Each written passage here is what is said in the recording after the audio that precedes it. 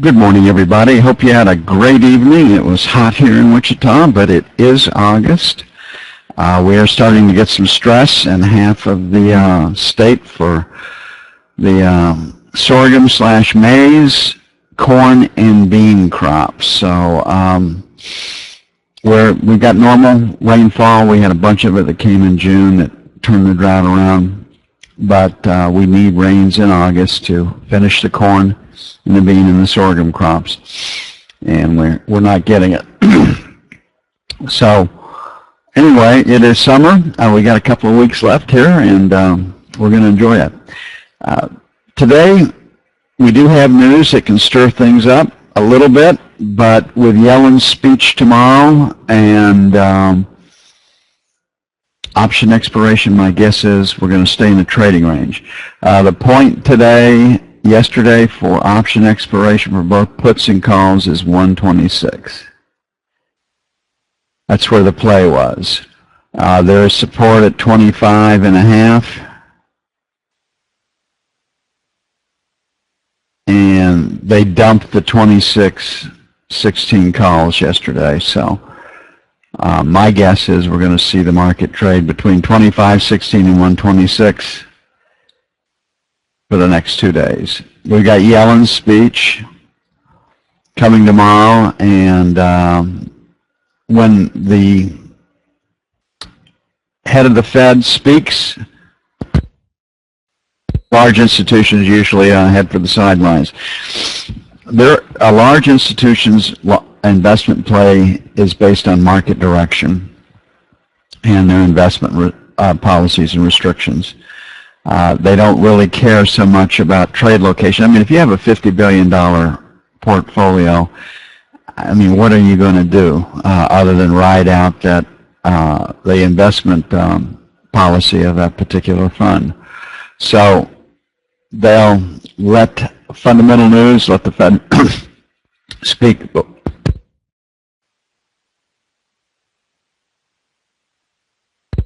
before they take a position. It's just pretty easy. So as far as the trading goes today, we got jobless claims, probably the number one focus at 300K.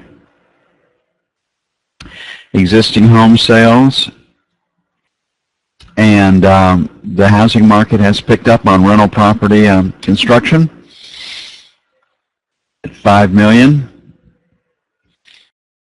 and Philly Fed at 20. Those are the three biggies. That's the market. So this will be number one, and these two will be number two. We do have LEI at plus 0.6. Interest rates are a big component. No one pays a lot of attention to it. The natural gas inventories at 83 BCF.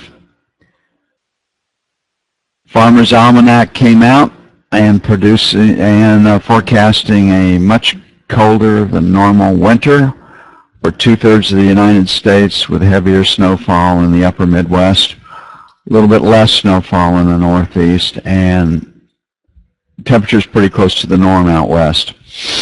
So the Farmer's Almanac definitely says that it isn't global warming facing us this winter. It's cooling. I saw an article the other day that the Scottish Highlands were bracing for a snowfall in August, which is a bit early for that to happen too. So this global warming, they don't talk in terms of global warming anymore. They've had to select another word to justify their actions, and it's called climate change. And I mean, you want to the climate changes historically over time, and it's done so since the start or the beginning of the Earth. So yeah, that's stating the obvious. Look for climate change, but with a campaign built around that, you can justify more control and higher taxes, which is what it's really all about. Okay, we have a B pattern. The market is pointed lower. There is a downward bias. Getting stops below 24, I think, is the play. I think we can head a little lower. We do have some news that's forecast to come in strong. So we're going to put our first buy at 17 to 21, followed by 9 to 13. On the sell side, this 28 the buck area is where resistance is, so 27 to 31. It's a bit aggressive, but looks quite a bit more aggressive than it was when I was doing the write-up. And then 1 to 5, playing against this area right up in here.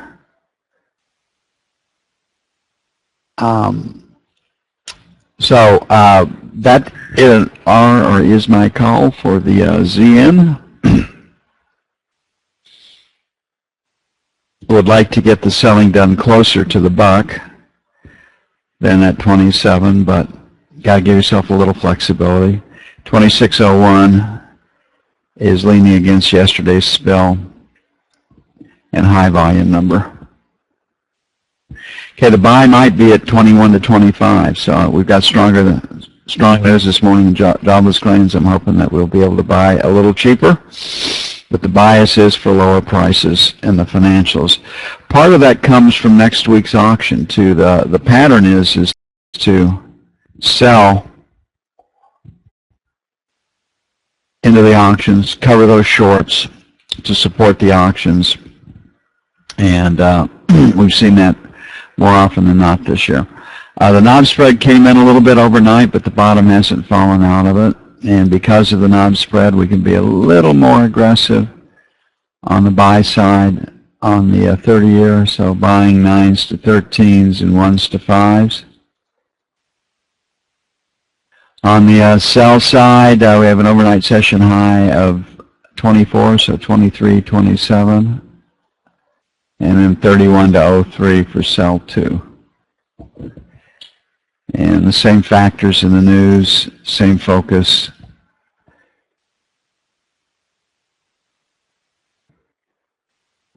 Will impact the 30-year, that impacts the 10-year. Okay, gold got hammered last night. Pieces breaking out all over. Not really. But the selling in gold is being attributed to Yellen's speech tomorrow and a better outlook for the economy in her speech. We'll see if that actually happens. So the market made it down to 75, one of those very round numbers. Broke through both of our support. We had pretty good support. We were playing for support in the 85 area yesterday. Took that out, just smoked it.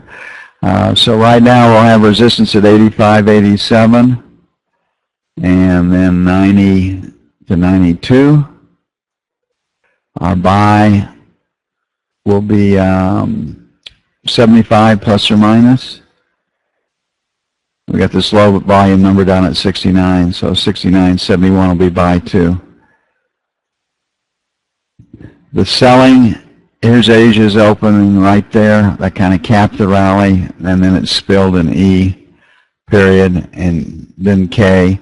Got some stability in London, but you can see the London is basically on the sell side too. So we'll see if that actually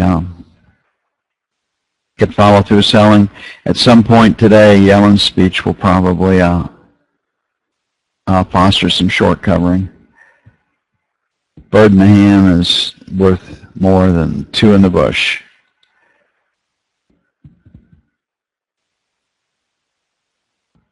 Structurally, the buy at 69 to 71 is a better play than the 75 area plus or minus.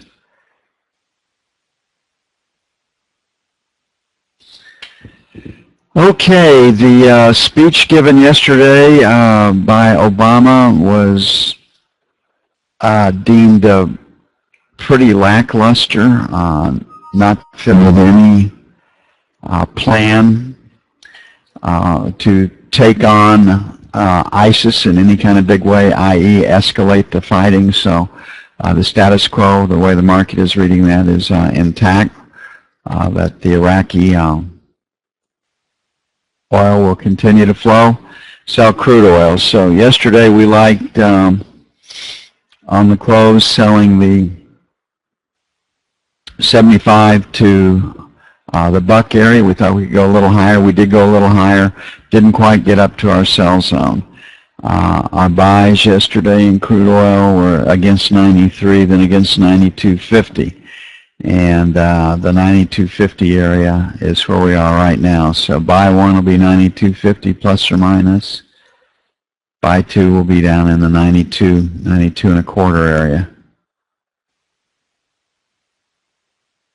And on the sell side, last rotate up was 93 and a quarter, so 93 and a quarter, sell one. And 50 to 75, sell two. And yesterday's market rallied off of got a little help from the inventory reports where there was a draw of 4.5 million. But like we pointed out, because of the security of supply, and the supply is coming from the United States and Canada, I think the longer term inventories are being decreased because they don't have to keep as much in stock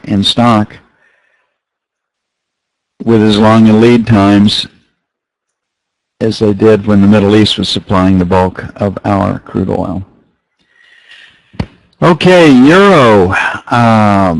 The numbers out of Britain's retail sales missed. Everybody's flash PMI numbers were lower than forecast, including the EU's in total, except for Germany's. Germany beat their numbers, as the world usually expects. And the Euro sold overnight. The European stock markets were strong because, again, the logic is the European Central Bank has to adopt even more accommodative monetary policies. And because of these more accommodative monetary policies to help support the economy, cheap money has to go somewhere.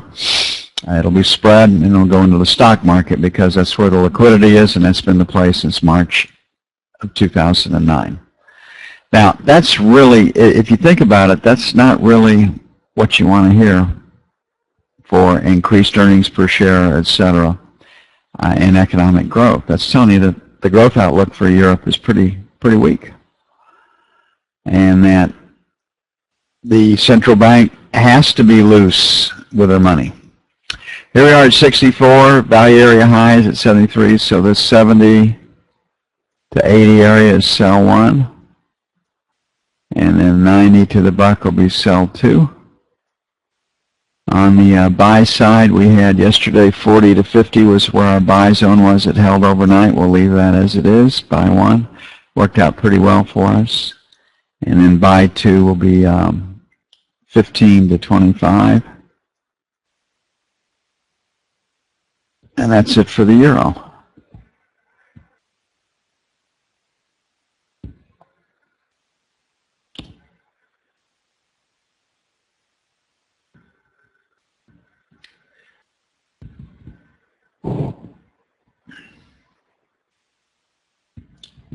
Okay, the E-mini made new contract highs overnight. Sometimes when that happens, the market will consolidate during the daytime. But our market has been rallying, and the financial chatter all week has been the Fed's policies will be accommodative, and buy stocks. So we've got another new contract high right here. I mean, market numbers are where resistance is going to be. So you got an 87, 75, 90 for one, 95 for two, and 2,000 for three. That's basically where resistance is. So we're going to sell failure to take out this 88 to 90. I think that's the easiest trade to see, but the idea is to trade from the long side to buy into weakness. So we got some pretty clean break right here in this 85 area. So got volume at 83, 83, 85 will be buy one. Last rotate down in K yesterday stopped at 76. We had volume at 80, so we'll make 79 to 81 as buy two. And then our second sell will be 94 to 96.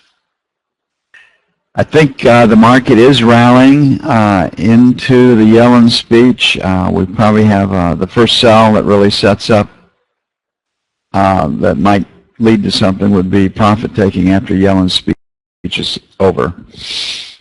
That's tomorrow. It's not today.